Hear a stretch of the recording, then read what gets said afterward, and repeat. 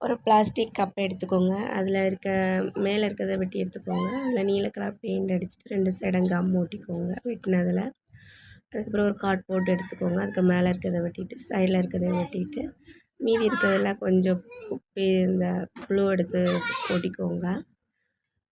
அதுக்கப்புறம் சுற்றி இருக்க இடத்துலையும் க்ளூ எடுத்து ஒட்டி சைடெல்லாம் ஒட்டிக்கோங்க. அதுக்கப்புறம் சைடில் கொஞ்சம் கலர் பேப்பர் வச்சுக்கிட்டு டிசைன் போட்டுக்கோங்க. அதில் உங்களுக்கு தோணுன டிசைன் நீங்கள் போட்டுக்கலாம்.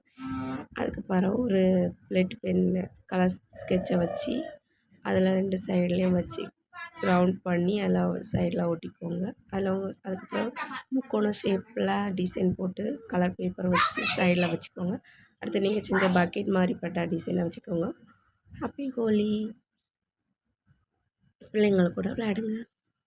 நம்ம அடுத்தது பார்க்கலாம்.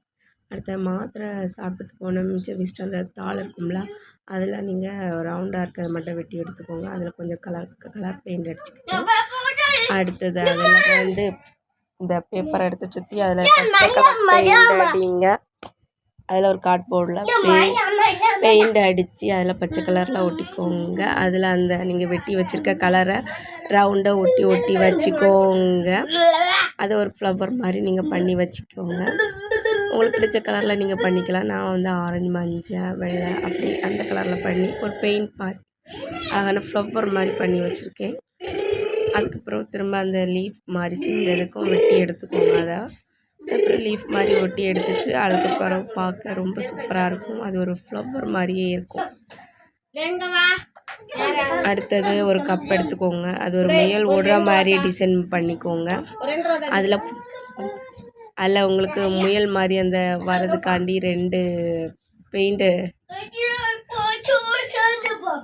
மூடியை எடுத்து நடுவில் வச்சு இந்த ஒரு பாட்டிலை எடுத்துக்கோங்க. அந்த பாட்டிலில் இருக்க கவரை பிச்சுக்கோங்க.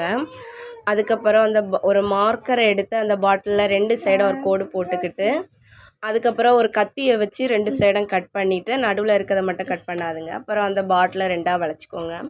அது வெட்டின 2 பிளாஸ்டிக்கு காது மாதிரி வச்சுக்கிட்டு மேலே இருக்கிறதுல அடுத்த ஒரு சாண்டில் கலர் பெயிண்ட் அடிச்சுக்கிட்டு அதில் ஒரு ஆரஞ்சு கலர் பெயிண்ட் அடிங்க. சுற்றி பார்க்க ஜிராஃபிக் எப்படி இருக்குமோ அதே மாதிரி ரவுண்டாக அங்கங்கே பெயிண்ட் அடிச்சுக்கோங்க.